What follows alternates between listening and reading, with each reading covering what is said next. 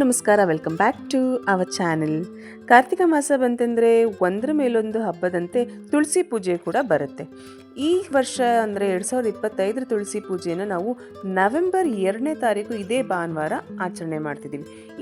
ಅವತ್ತಿನ ದಿನ ನಾವು ಪೂಜೆನ ಹೇಗೆ ಮಾಡಬೇಕು, ಯಾವ ಟೈಮಿಗೆ ಮಾಡಬೇಕು, ಯಾವ ಟೈಮಲ್ಲಿ ಮಾಡಿದ್ರೆ ಒಳ್ಳೆಯದು, ಮತ್ತು ಅದಕ್ಕೆ ಹೇಗೆಲ್ಲ ಮಾಡ್ಕೋಬೇಕು ಅನ್ನೋದನ್ನು ನಾನು ಈ ವಿಡಿಯೋದಲ್ಲಿ ತಿಳಿಸ್ಕೊಡ್ತಾ ಬರ್ತೀನಿ ನಿಮಗೆ. ತುಳಸಿ ಗಿಡನ ನಾವು ಲಕ್ಷ್ಮೀದೇವಿ ರೂಪವೆಂದು ಪರಿಗಣಿಸುತ್ತೇವೆ. ಈ ಗಿಡದಲ್ಲಿ ಸಾಕ್ಷಾತ್ ಮಹಾಲಕ್ಷ್ಮಿ ನೆಲೆಸಿರ್ತಾಳೆ ಎಂಬುದು ನಂಬಿಕೆ ಕೂಡ ಇದೆ. ಈ ಕಾರಣಕ್ಕಾಗಿ ವಿಷ್ಣು ದೇವನಿಗೆ ಹಾಗೂ ಆತನ ವಿವಿಧ ಅವತಾರಗಳಿಗೆ ತುಳಸಿ ಎಂದರೆ ತುಂಬಾನೇ ಇಷ್ಟ. ತುಳಸಿ ಪೂಜೆ ದಿನದಂದು ತುಳಸಿಗೂ ಹಾಗೂ ವಿಷ್ಣುವಿನ ಸಾಲಿಗ್ರಾಮ ರೂಪಕ್ಕೂ ವಿವಾಹವನ್ನು ಮಾಡಲಾಗುತ್ತೆ. ಅಂಥ ಸಂದರ್ಭದಲ್ಲಿ ನಾವು ತುಳಸಿ ಗಿಡದ ಮುಂದೆ ದೀಪವನ್ನು ಹಚ್ಚಿಟ್ಟರೆ ಲಕ್ಷ್ಮೀನಾರಾಯಣರ ಆಶೀರ್ವಾದವು ಧನ ಸಂಪತ್ತನ್ನು ತರುತ್ತದೆ. ಎಲ್ಲ ಕೆಲಸಗಳಿಗೂ ಪ್ರಗತಿಯನ್ನುಂಟು ಮಾಡುತ್ತೆ ಅಂತಲೇ ನಂಬಿಕೆ ಇದೆ. ಈ ಕಾರ್ತಿಕ ಮಾಸ ತುಳಸಿ ಪೂಜೆಯ ದಿನದಂದು ನಾವು ತುಳಸಿ ಗಿಡದ ಮುಂದೆ ದೀಪವನ್ನು ಹಚ್ಚಿಡುವುದರಿಂದ ಅದು ನಮಗೆ ಅಪಾರ ಮಟ್ಟದ ಮಾನಸಿಕ ಶಾಂತಿಯನ್ನು ತಂದುಕೊಡುತ್ತೆ. ಹಾಗೂ ನೀವು ಯಾವುದಾದರೂ ವಿಷಯದ ಬಗ್ಗೆ ಅತಿಯಾಗಿ ಯೋಚಿಸುತ್ತಿದ್ದರೆ ಅಥವಾ ಒತ್ತಡದಲ್ಲಿದ್ದರೆ ಸಂಜೆ ತುಳಸಿ ಗಿಡದ ಬಳಿ ದೀಪ ಹಚ್ಚಲು ಪ್ರಾರಂಭಿಸಿ.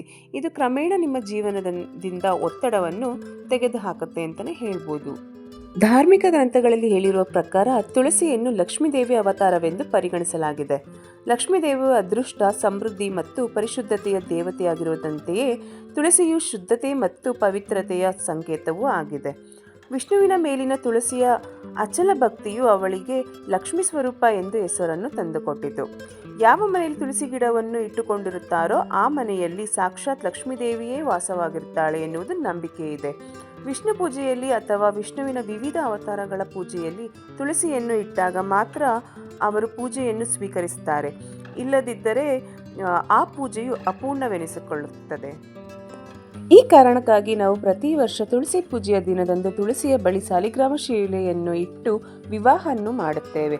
ಮತ್ತು ವಿಷ್ಣು ಹಾಗೂ ಆತನ ಪ್ರತಿಯೊಂದು ರೂಪದ ಪೂಜೆಯಲ್ಲೂ ತುಳಸಿಯನ್ನು ಬಳಸಲಾಗುತ್ತದೆ. ತುಳಸಿ ಪೂಜೆ ಕೇವಲ ಧಾರ್ಮಿಕ ಮಹತ್ವವನ್ನು ಮಾತ್ರವಲ್ಲ, ಇದು ಕೌಟುಂಬಿಕ ಶಾಂತಿ, ಅದೃಷ್ಟ ಮತ್ತು ದೈವಿಕ ಶಕ್ತಿಯ ಸ್ಥಿರ ಹರಿವನ್ನು ಸಂಕೇತಿಸುತ್ತದೆ. ಈ ವರ್ಷ ಅಂದರೆ 2025 ತುಳಸಿ ಹಬ್ಬವು ನವೆಂಬರ್ 2 ಬಂದಿದೆ.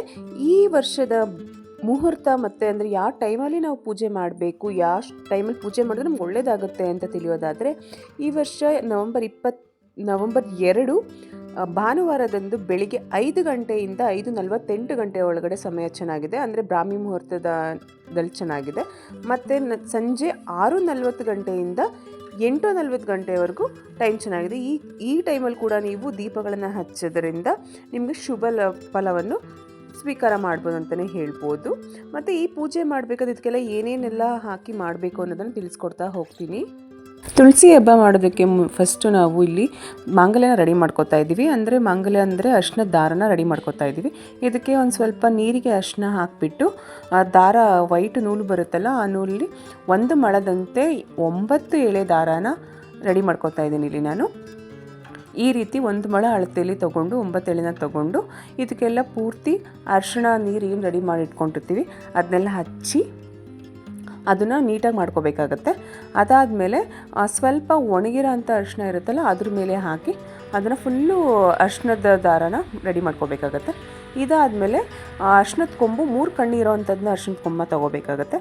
ತೊಗೊಂಡು ಮಧ್ಯ ಈ ದಾರನ ಹಾಕಿ ಈ ರೀತಿ ಕಟ್ಟಿದ್ರೆ ಮಾಂಗಲ್ಯ ದಾರ ರೆಡಿ ಆಗುತ್ತೆ. ಅಂದರೆ ಅರಿಶಿನದ ಕೊಂಬಿನ ಮಾಂಗಲ್ಯ ದಾರ ರೆಡಿ ಆಗುತ್ತೆ ತುಳಸಿ ಪೂಜೆಗೆ. ಇದಾದಮೇಲೆ ನಾವು ಅರಿಶಿನ ಕುಂಕುಮ ಇಟ್ಟು ಇದನ್ನು ರೆಡಿ ಮಾಡಬೇಕಾಗತ್ತೆ. ಇದಾದಮೇಲೆ ನಾವು ಪೂಜೆಗೆ ದೀಪ ಹಚ್ತೀವಿ. ಅಂದರೆ ಎಲ್ಲರೂ ಸಾಮಾನ್ಯವಾಗಿ ಬೆಟ್ಟದ ನೆಲ್ಲಿಕಾಯಿ ದೀಪ ಹಚ್ತಾರೆ. ಸೊ ಅದಕ್ಕೆ ಬೆಟ್ಟದ ನೆಲ್ಲಿಕಾಯಿ ದೀಪ ಹಚ್ಚಬೇಕು ಅನ್ನೋದಾದರೆ ಆ ದೀಪ ಹಚ್ಚೋದಕ್ಕೆ ಒಂದು ಬೆಟ್ಟದ ನೆಲ್ಲಿಕಾಯಿ ತೊಗೊಂಡು ಅದನ್ನು ಈ ರೀತಿ ಮಧ್ಯಭಾಗದಲ್ಲಿ ಕಟ್ ಮಾಡಿಕೊಂಡು ಅದು ಗುಳಿ ಆಗೋವರೆಗೂ ಅದನ್ನು ತೆಗಿಬೇಕಾಗತ್ತೆ. ನಿಮಗೆ ಅನುಕೂಲ ತಕ್ಕಂತೆ 9 ಇಲ್ಲ 5 ದೀಪಗಳನ್ನ ಹಚ್ಚಬೇಕಾಗತ್ತೆ.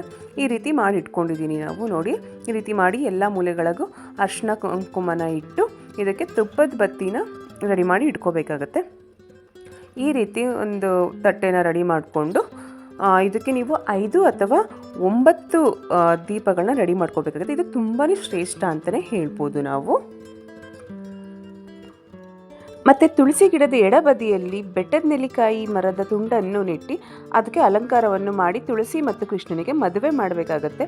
ಆ ಸಮಯದಲ್ಲಿ ನಾವು ತಯಾರಿಸಿದ ತಾಳಿಯನ್ನು ಅಂದರೆ ಅರಿಶಿಣದ ದಾರವನ್ನು ಕೃಷ್ಣ ಮತ್ತು ತುಳಸಿಗೆ ಮದುವೆ ಮಾಡಿ ಅವರಿಗೆ ಅಕ್ಷತೆಯನ್ನು ಕೂಡ ಹಾಕಬೇಕಾಗತ್ತೆ. ಮೊದಲೇ ನಾವು ಮಾಡಿಕೊಟ್ಟ ಬೆಟ್ಟದ ನೆಲ್ಲಿಕಾಯಿ ಆರತಿಯನ್ನು ಮಾಡಿ ಮದುವೆಯನ್ನು ಮುಗಿಸಿ ಮುತ್ತೈದರಿಗೆ ಅರಿಶಿಣ ಕುಂಕುಮ ಕೊಟ್ಟು ಆಶೀರ್ವಾದ ತೆಗೆದುಕೊಳ್ಬೇಕಾಗತ್ತೆ. ಸೊ ಹಾಗಾಗಿ ನೀವು ಈ ಪ್ರಕಾರವಾಗಿ ಹಬ್ಬವನ್ನು ಮಾಡಿ ತುಳಸಿ ಮತ್ತು ಕೃಷ್ಣನ ಕೃಪೆಗೆ ಪಾತ್ರರಾಗಿ ಅಂತ ಹೇಳ್ತಾ ಇದ್ದೀನಿ. ನಮ್ಮ ಈ ವಿಡಿಯೋ ನಿಮಗೆ ಇಷ್ಟ ಆಗಿದೆ ಅಂದ್ಕೊಂಡಿದ್ದೀನಿ. ಇಷ್ಟ ಆಗಿದ್ದರೆ ಈ ವಿಡಿಯೋನ ಲೈಕ್ ಮಾಡಿ, ಶೇರ್ ಮಾಡಿ, ಸಬ್ಸ್ಕ್ರೈಬ್ ಮಾಡಿ ಅಂತ ಹೇಳ್ತಾ ಈ ವಿಡಿಯೋನ ಇಲ್ಲಿಗೆ ಎಂಡ್ ಮಾಡ್ತಿದ್ದೀನಿ. Thank you for watching.